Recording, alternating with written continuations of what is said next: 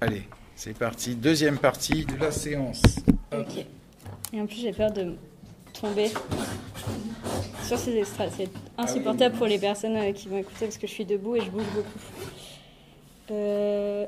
Ça va? Super.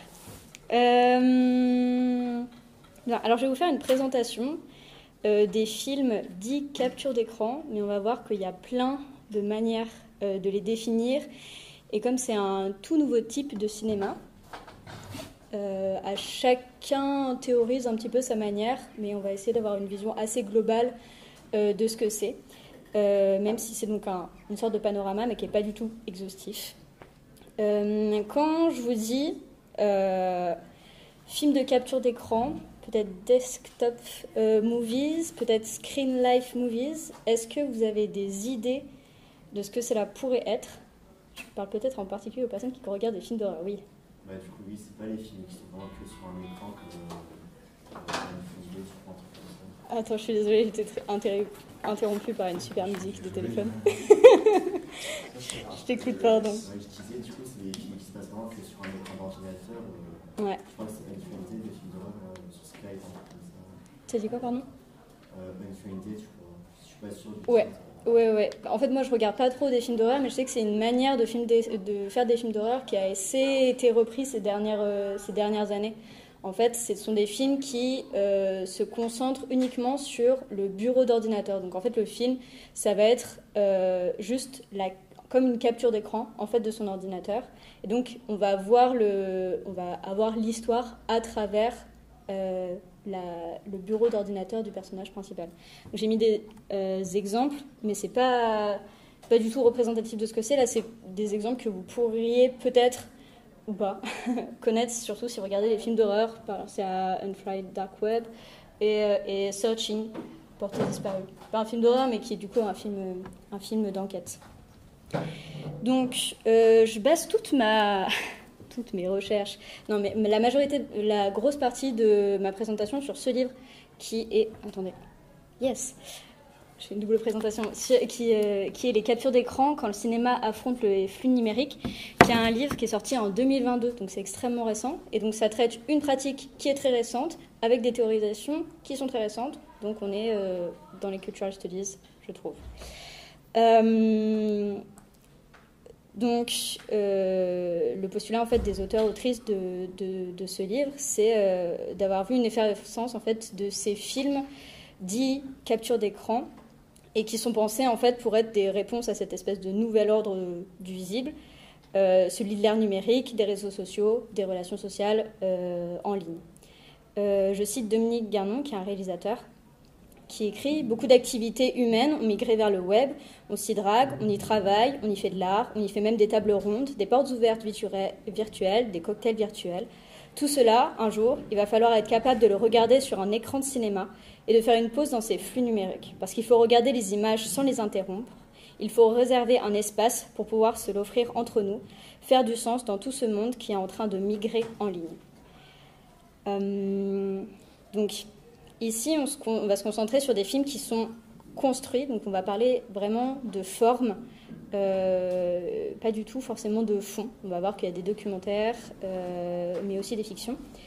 Là, je ne vous ai pas encore montré exactement d'images de ce film. Il y en a certaines qui voient de quoi je parle, mais aujourd'hui, dans les films qu'on regarde, je pense particulièrement à des séries, on a des interruptions de flux numériques à l'écran.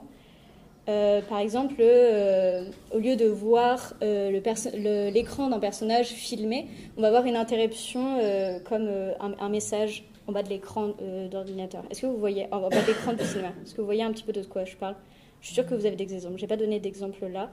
Mais par exemple, dans des séries, au lieu de filmer directement le téléphone, on va introduire directement dans l'image filmée un petit « Hello, coucou, ça va ?» et le petit typing tic-tic. Eh bien ça, c'est en train de faire partie, ça va devenir presque un peu une sorte de conjugaison, en fait, une sorte de grammaire cinématographique, parce qu'il faut intégrer les flux numériques dans des fictions particulières. Donc on ne va pas parler de ces films, parce que sinon il y en aurait beaucoup trop. Là, on va vraiment se concentrer uniquement sur ceux qui ont la forme de traiter et d'utiliser les flux numériques comme support uniquement.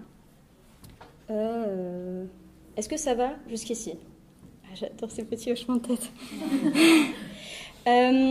Avant de s'intéresser particulièrement à ce que c'est donc les desktop movies et compagnie, on va traiter peut-être la question de la vidéo vernaculaire qui nous intéresse particulièrement. Est-ce que, ça c'est la merveilleuse définition du CNRLTL, wow, Centre National de Recherche Textuelle et Lexicale, c'est super, à chaque fois que vous voulez une définition, allez là-dessus, c'est tip top. La grosse littéraire qui vous parle. Mais en gros, par rapport aux mots vernaculaires que vous connaissez, que vous employez, le langage vernaculaire ou quoi que ce soit, est-ce que vous pouvez définir ou tenter de définir ce qu'est la vidéo vernaculaire?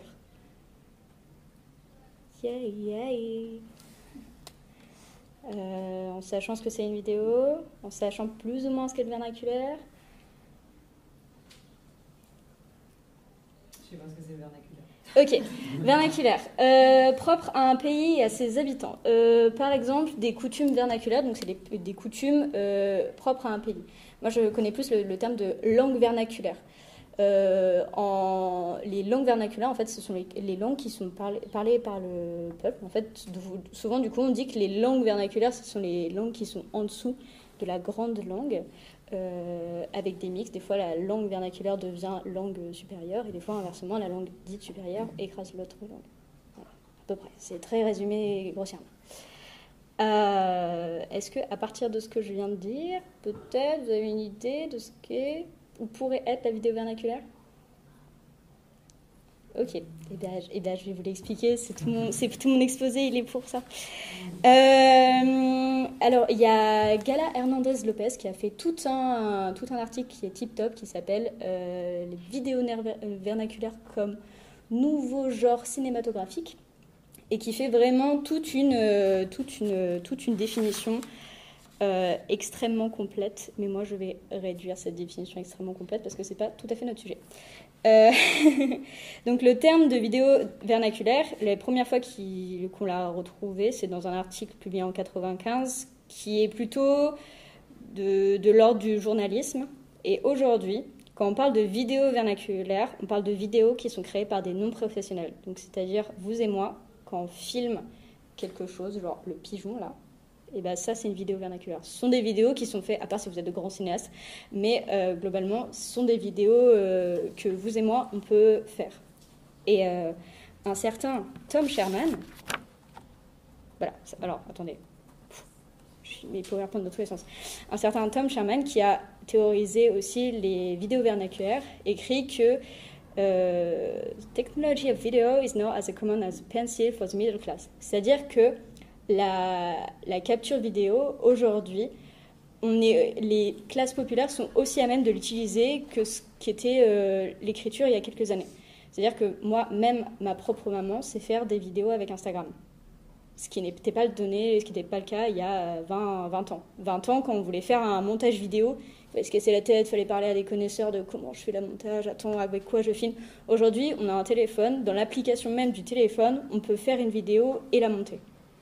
Donc, vous êtes tous de grands réalisateurs, réalisatrices. Donc, c'est ça, en fait, la vidéo vernaculaire. Et aujourd'hui, avec les plateformes de streaming notamment,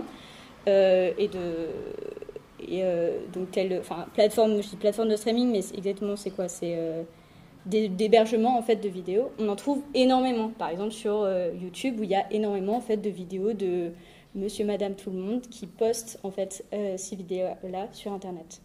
Est-ce que c'est OK pour tout le monde, vidéo vernaculaire?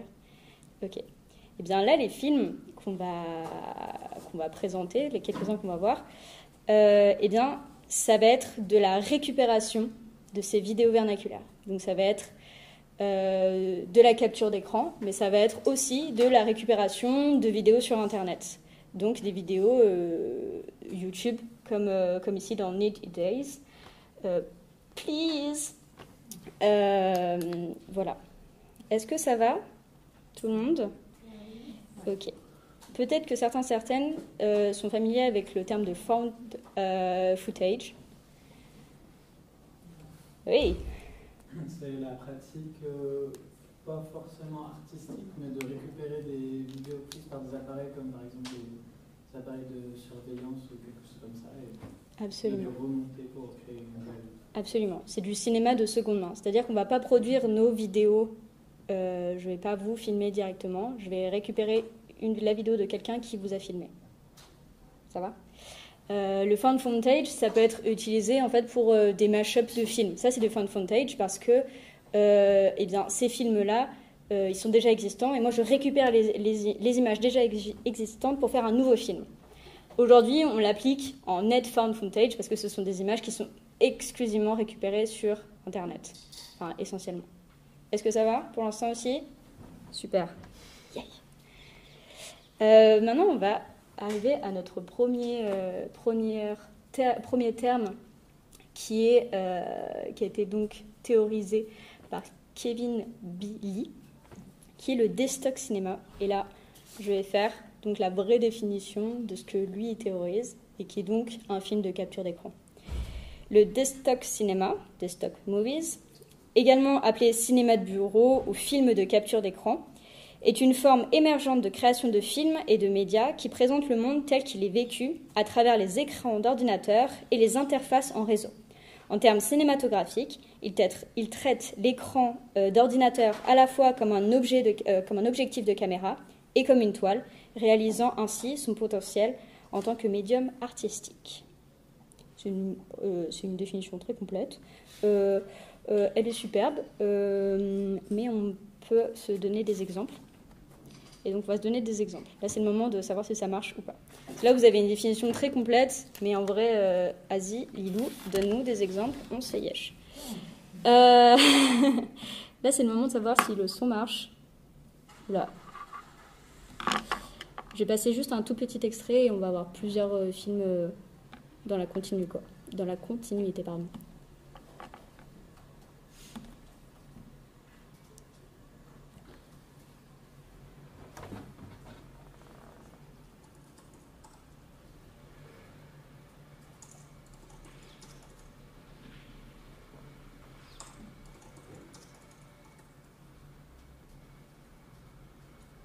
Okay, so what did you find out? Well, it turns out there's a lot of information about the movie online. Like, just from reading about it, I learned that it shows 4 people reading to themselves, 3 women and a man. And there are also just 4 shots, 1 for each person, and each one is 27 minutes. And at the end of each segment, there's a title card that tells you what book they're reading. And actually, I even found the names of the books. Okay. I think that's more than I need to know. Like, I don't want to be spoiled. You know, that's definitely what I felt while I was reading all of this. You know, it almost makes you wonder, when does reading about the film start making you want to see it and starts replacing it? You know? Like, look at this. I would hardly call the film surprising. In fact, it's probably just as you imagined from reading this description. You know? Like, is there anything left for me to discover? And it's not just about reading, because, I mean, didn't you just say that there were only 4 shots in the film? So this image here is 25% of the movie. How is that not a spoiler? Well, actually, I found this other still from the film. So this is like revealing 50% of the movie. And I can probably find how the other 2 people look like, since I have their names. And you can actually find pictures of them reading. Right, so, wait a minute. There you go. Yeah, but obviously this doesn't replace the film itself. Just like reading about it doesn't replace it. Because it's still about the experience of watching. Yeah. I mean, how does it feel to watch these people read for 27 minutes each? Right. But, wait a minute. I might have a way to imagine how this experience could feel like. You know, there's like an entire genre of reading videos on YouTube? It's basically like people filming themselves while they read. Not even aloud, but silently. I think some people use these videos to meditate or like to fall asleep.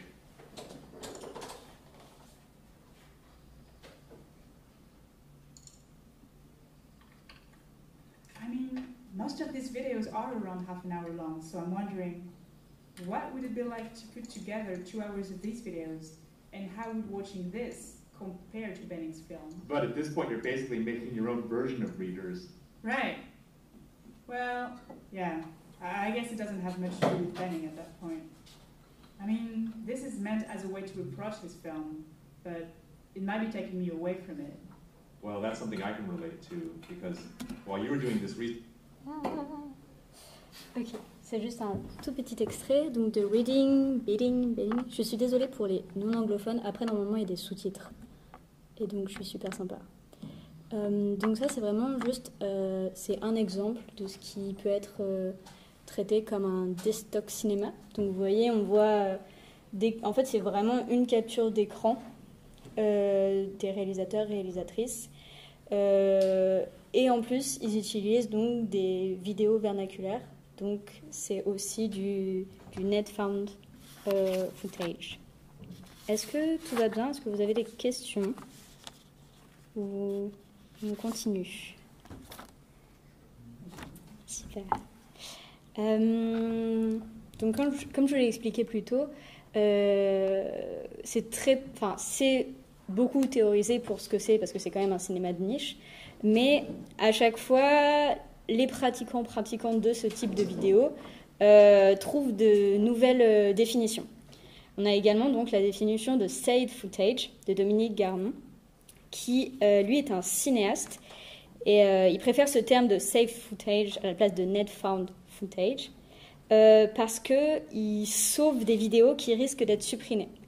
On le sait aujourd'hui, YouTube ou d'autres plateformes d'hébergement suppriment des vidéos parce que éthiquement elles ne sont pas correctes ou pour plein d'autres raisons. Donc lui, il les sauvegarde et pour en fait garder cette trace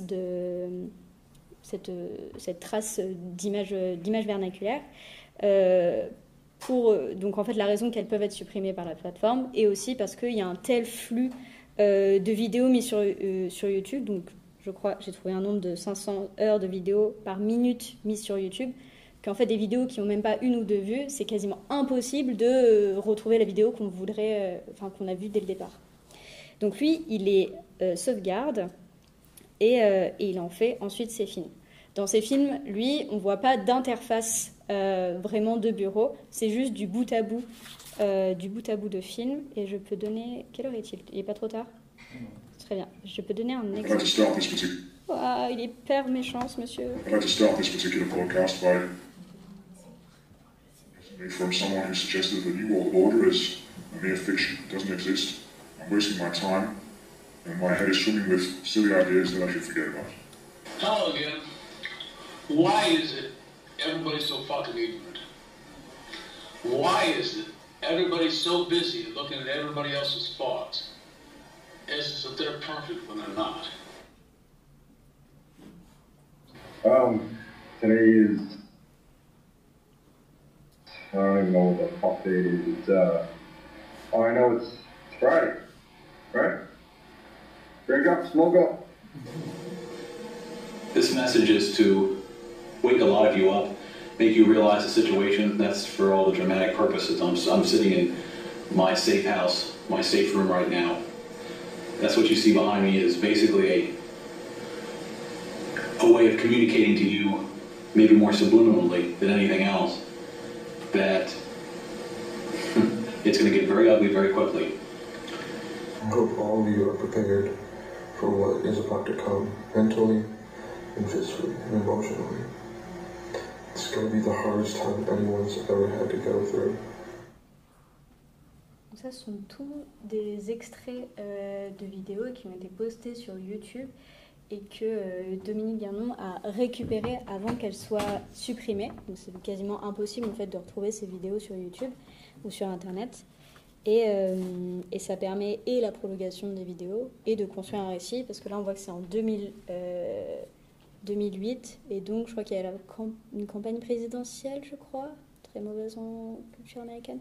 Donc en fait ça rentre dans un milieu social des États-Unis à cette période-là, de voir en fait qu'est-ce que les gens produisent et qu'est-ce qu'ils vont mettre sur YouTube, quel est le besoin, qu'est-ce qu'ils vont partager en fait. Et ensuite c'est retraité par des réalisateurs et réalisatrices.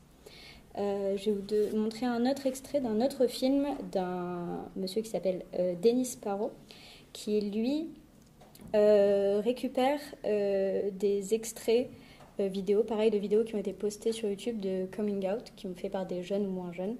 Et pareil, en faisant un assemblage. Alors, attendez, je vous préviens.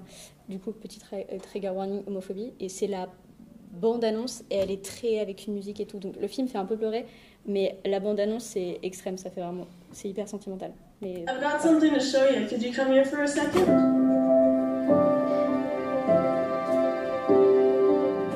So, I'm about to tell my mom.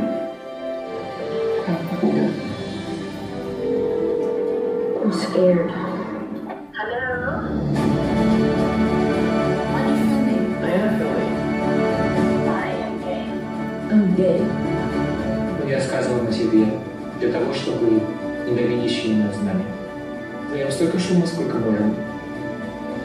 Чтобы такие же люди, как и мы, которые боятся, не могут быть собой, знали, что они не ошибка, что они не одни.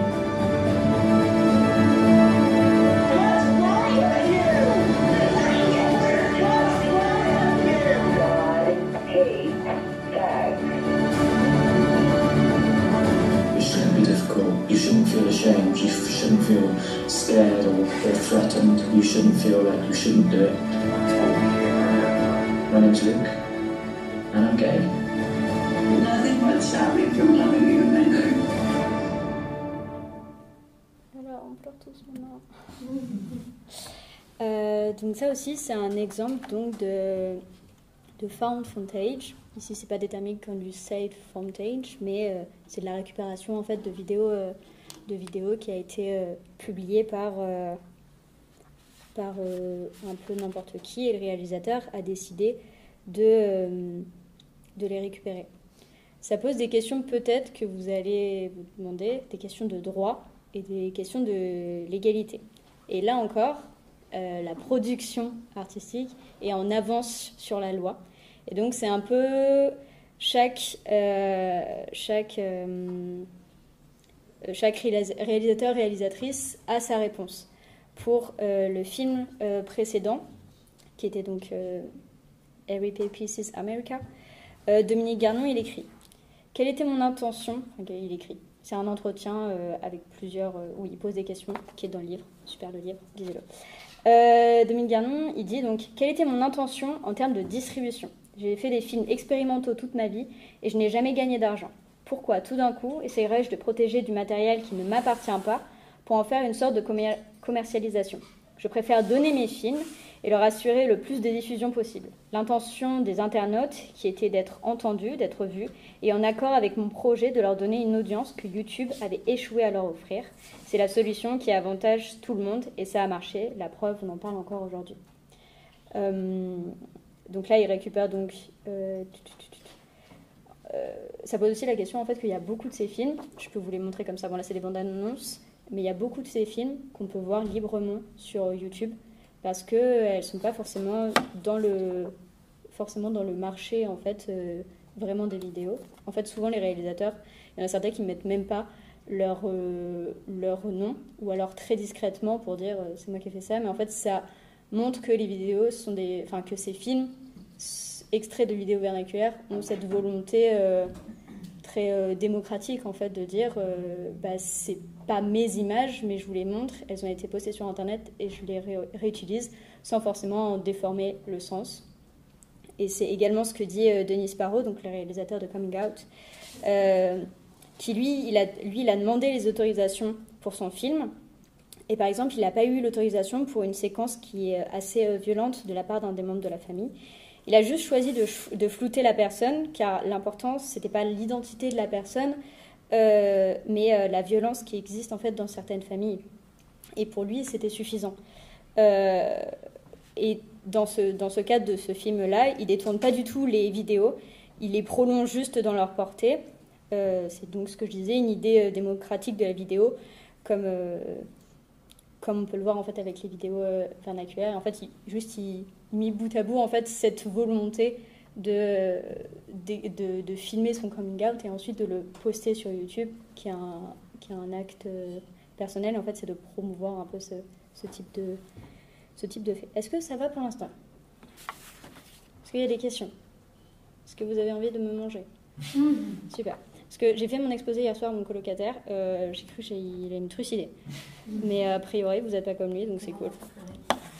Non mais ouais, et... Attends, hop là. Waouh. Alors, du coup, voilà. Attends, avant de me faire pleurer. Donc pour conclure, il existe une multitude de nouvelles formes cinématographiques avec Internet. Là, je vous ai montré qu'un tout petit extrait de ce qui est possible. On a vu une montée de ce type depuis la fin du confinement, évidemment, puisque la possibilité de filmer en caméra réelle était réduite. C'est donc un nouveau genre qui est à prendre en compte, qui présente des spécificités et encore beaucoup de questions, comme je disais, légales et éthiques. Les vidéos vernaculaires ne sont pas de simples réemplois dans les films de capture d'écran. Donc on peut y trouver donc, des vidéos de caméras de surveillance mises sur le net, de films créés avec Google Maps, ou encore des œuvres totalement fictionnelles qui reprend les codes du desktop movie, comme certains films d'horreur ou les screen life movies qu'on a dit précédemment. Je vais vous montrer un extrait pour conclure de La mécanique des fluides de Gala Hernandez Lopez, qui est une réalisatrice mais qui est aussi théoricienne, celle dont je parlais précédemment, théoricienne des vidéos vernaculaires et des films faits à partir d'Internet ou qui reprennent l'esthétique Internet. Et on va voir en fait qu'elle n'utilise pas simplement des vidéos vernaculaires, mais d'autres moyens d'expression. Et je vais voir si je peux le mettre en grand écran. En grand écran? Ouais, c'est dégueulasse. On va pas le mettre en grand écran, ça vous dérange pas? Tic. Tes mots m'ont fait pleurer. J'ai voulu te répondre. Mais ton compte et le forum ont tous deux été supprimés. Tu as disparu de la sphère numérique. Pas de mon esprit. Je pense souvent à toi. Je veux penser que tu n'as pas renoncé. Que tu as trouvé la force quelque part en toi.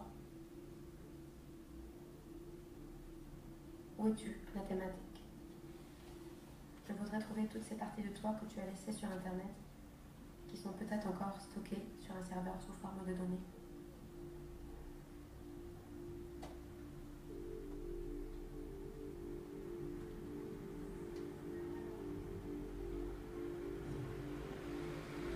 Je dois te trouver.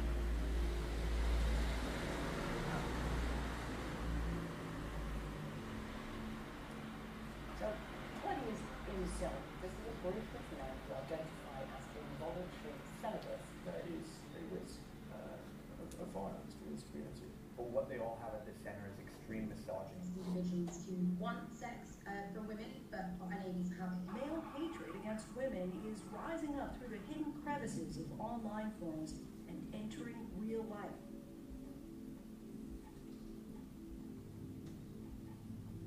Never been in a romantic relationship, never been in a sexual relationship. Honestly, I've never even like hugged or held hands with a girl. 30% of American men are incels now. I guess I'm now just the lonely guy who can't get a girlfriend. Là, vous voyez, il y a plusieurs utilisations de l'esthétique Internet. Quelle était la première? Oh non, Lilou, tu nous demandes des trucs trop compliqués. Remontre-nous les images, voyons. Ici, ici on a une capture d'écran d'un post Instagram. Je ne sais pas si c'est sur Reddit. C'est ça, hein? Ouais. Ensuite, donc là, on a une capture d'écran d'un commentaire Reddit. Ensuite, on a... Mais ton compte et le forum. Voilà, c'est ça. Là, le fait que, du coup, le compte Reddit a été supprimé. Ici, on a des captures d'écran de... Excuse-moi, Gala, je te coupe la parole. Ici, on a des captures d'écran, en fait, ça a été fait sur probablement Google Earth. Donc ça aussi, c'est une pratique qui rentre, en fait, dans les films de capture d'écran, de capturer, de faire des captures d'écran de ce monde qui est réel, irréel, parce qu'il est passé par Internet. Et ensuite, on a plus classiquement du found footage quand on a ici des extraits d'interviews qui ont certes été postés sur Internet, donc c'est plus facile de les trouver sur Internet, mais on aurait pu les trouver par un autre moyen. Et ensuite, on a du net found footage, quand on a ces extraits de vidéos ici, donc des vidéos vernaculaires. Et en plus, on a l'interface qui est montrée. À la différence de Coming Out où en fait l'interface n'est plus du tout montrée. Ici, on a vraiment l'interface de c'est YouTube, on a encore le lien de BeReal. Et voilà. Donc c'est un film assez complet en fait, c'est pour ça que je voulais le montrer à la fin, c'est parce qu'il englobe un petit peu toutes ces pratiques-là. Merci de m'avoir écouté, mais avez-vous des questions?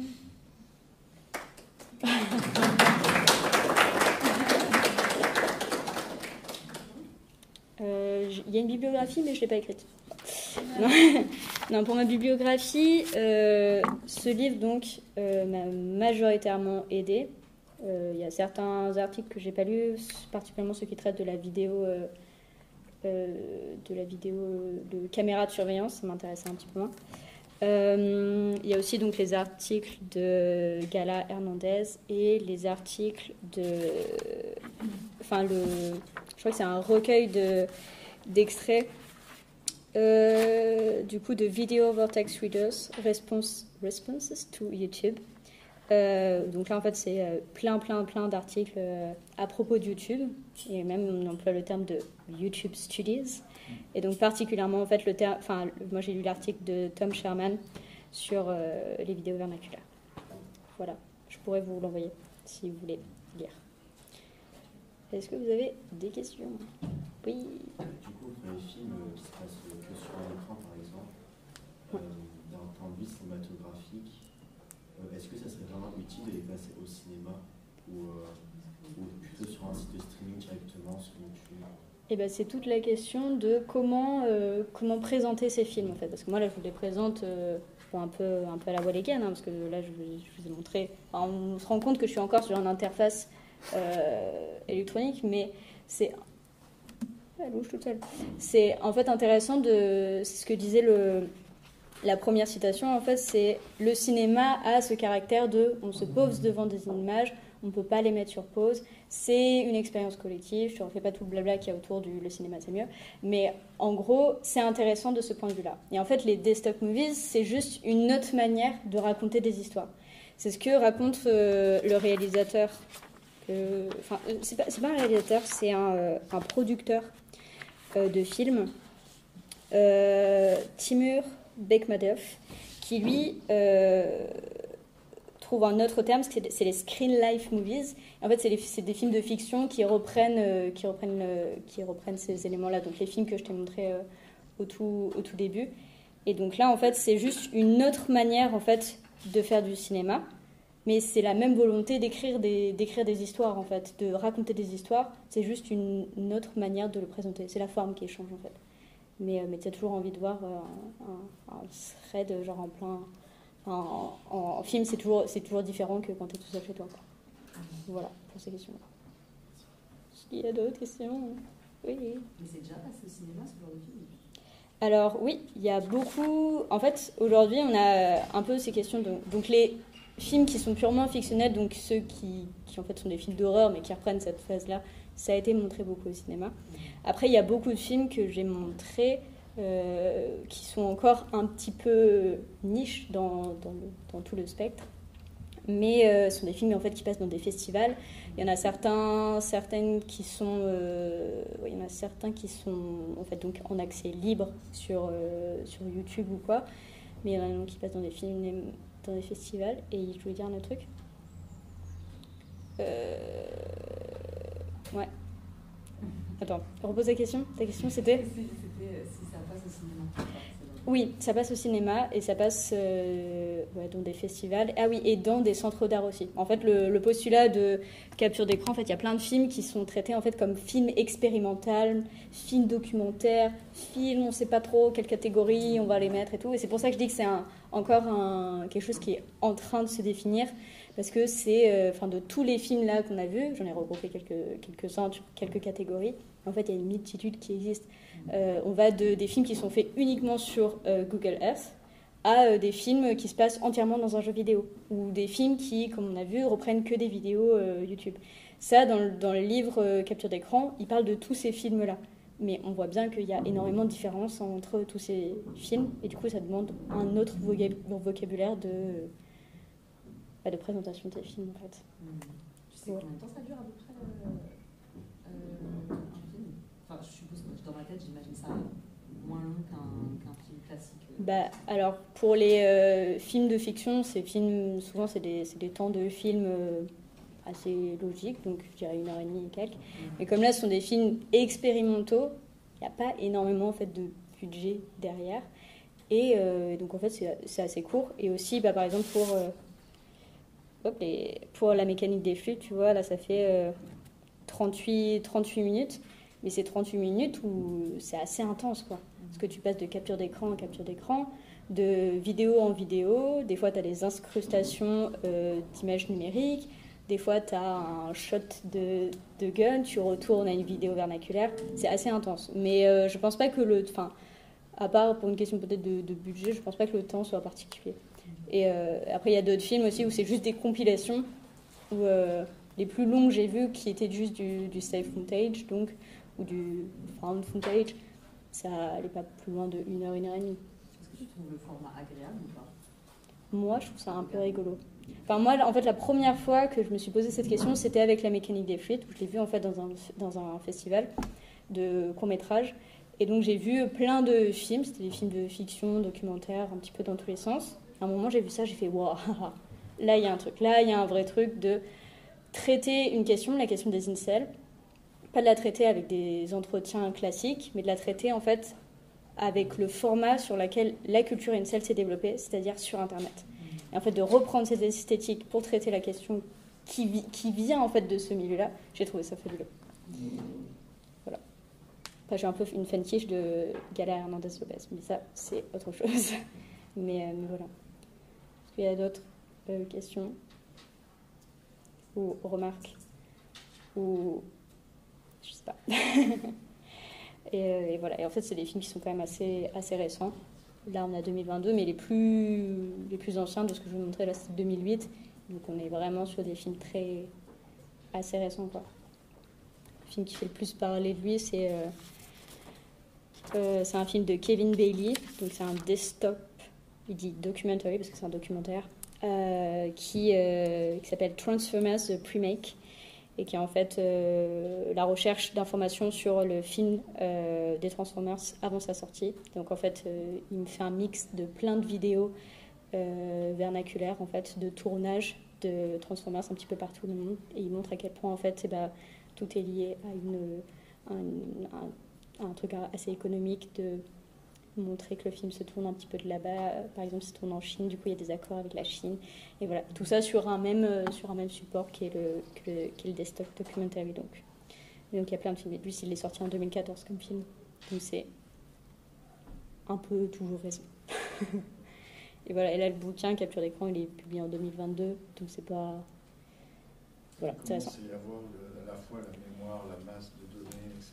et le recul par rapport à ces pratiques. Ouais, c'est ça. Des pratiques de réappropriation de l'image vernaculaire dans une stratégie artistique. Moi, ça ne m'étonne pas que ça soit effectivement monté. Enfin, c'est du cinéma d'art. Ouais. Ouais, au sens. Principalement artistique. Voilà. Bon, merci beaucoup pour cet exposé passionnant. Merci à vous. Oui, c'est pas. Vous n'allez pas me perdre vos dents et vos cheveux, hein. Enfin, c'est pas. Merci beaucoup et donc on se revoit dans 2 semaines.